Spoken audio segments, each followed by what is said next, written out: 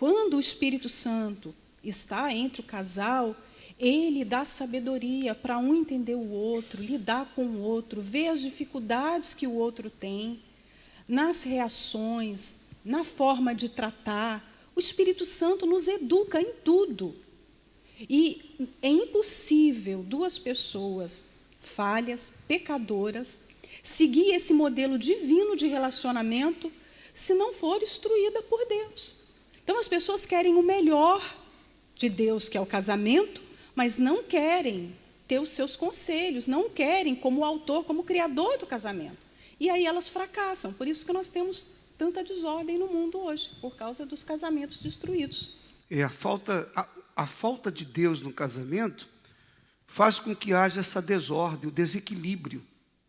Nada vai estar no lugar, absolutamente nada. O casal não vai se entender. E ao invés de um fazer bem ao outro, conforme disse, se um cair, o outro levanta, como falta Deus no relacionamento, há egoísmo. Onde há Deus, não há egoísmo, porque onde há Deus, há doação, a bondade, a fidelidade, porque Deus está ali. Tudo que é bom vem dele. Então, um cuida do outro. Um não faz mal para o outro. Lá em Provérbios, quando fala da mulher virtuosa, diz que ela faz bem ao seu marido e não mal, por todos os dias da sua vida. Eu estava a pensar há pouco o seguinte: há vários tipos de doenças e algumas têm tratamento e outras não. Há mais de 100 tipos de doenças autoimunes. Alguns conhecem algum tipo de doença autoimune, como lúpus, artrite reumatoide e outras tantas doenças que surgem. E eu estava a pensar o seguinte: o que é uma doença autoimune? Obviamente todos sabem. Eu só vou comentar para a nossa reflexão. Nós temos um sistema imunológico, imunitário. E esse sistema trabalha para defender o nosso corpo de bactérias, vírus, células cancerígenas e etc. Produz uma linha de defesa para o nosso corpo. É a missão desse sistema imunológico. Entretanto, pode acontecer desse sistema entrar em conflito. E ele então passa a combater as células do corpo que são benéficas para o corpo. Há uma confusão em que o organismo trabalha contra ele mesmo. Ao invés de combater células ruins, ele também identifica células boas como se fossem ruins e as combatem. Há uma guerra, então, em que o sistema entra em conflito. Daí ser chamado de uma doença autoimune.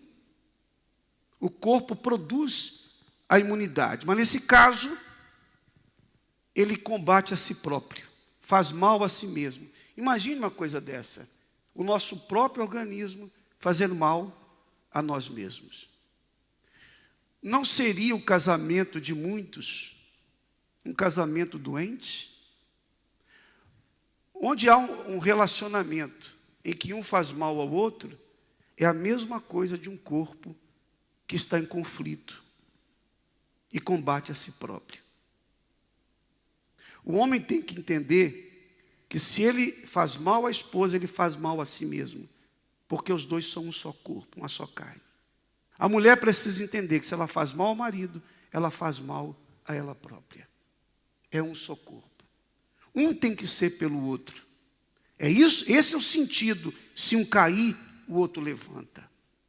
Não tem coisa melhor do que quando, por exemplo, um adoece e o outro cuida.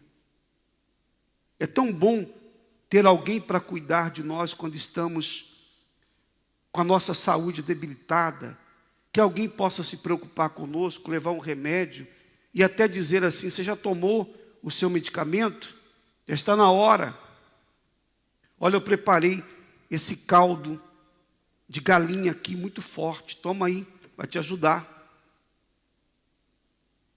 Um cuida do outro.